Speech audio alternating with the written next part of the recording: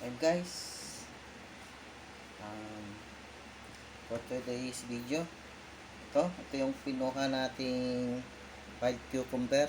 Yan. Yan siya, nilagay ko na dito. Yan. Nilinis ko na to siya, hinugasan ko na.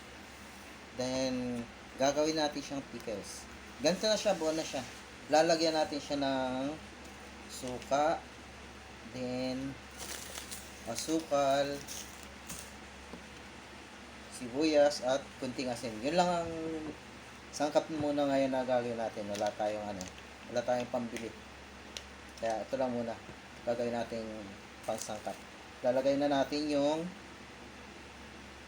asin. Ayan, asin. Isang kutsaritang asin lang yan. Then, yung sibuyas, lagay na rin natin. Pampalasa ng ating pickles. Hiniwa ko siya ng pino, guys. Ayan. Then, lagyan natin ng asukal.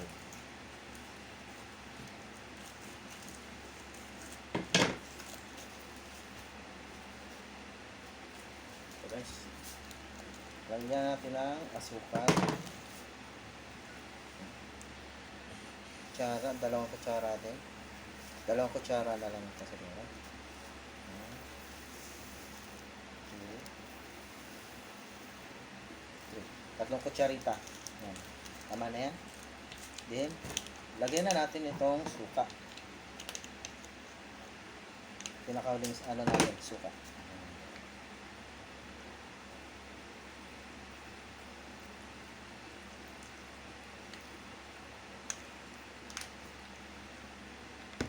Haluin muna natin bago natin siya takpan. Parang buburuhin lang natin siya.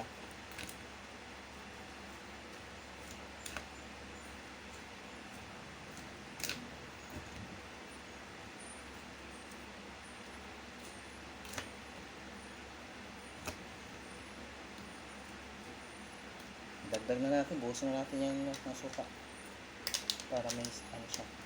Tapos dagdagan na natin ng asin. Asukal. Isang kutsara para mali yung lasa.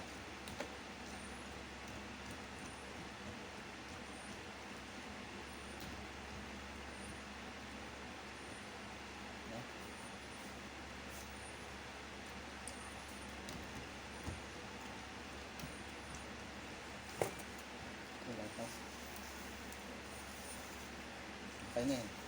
Sakto na yan. Mga 5 kutsaritang asukal.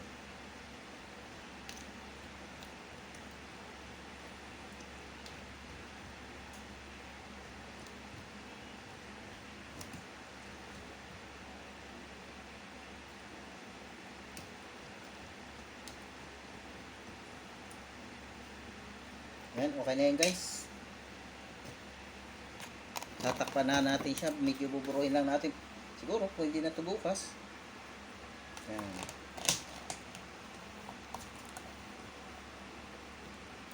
Ito na ang ating pickles. Thank you for watching. Bye-bye.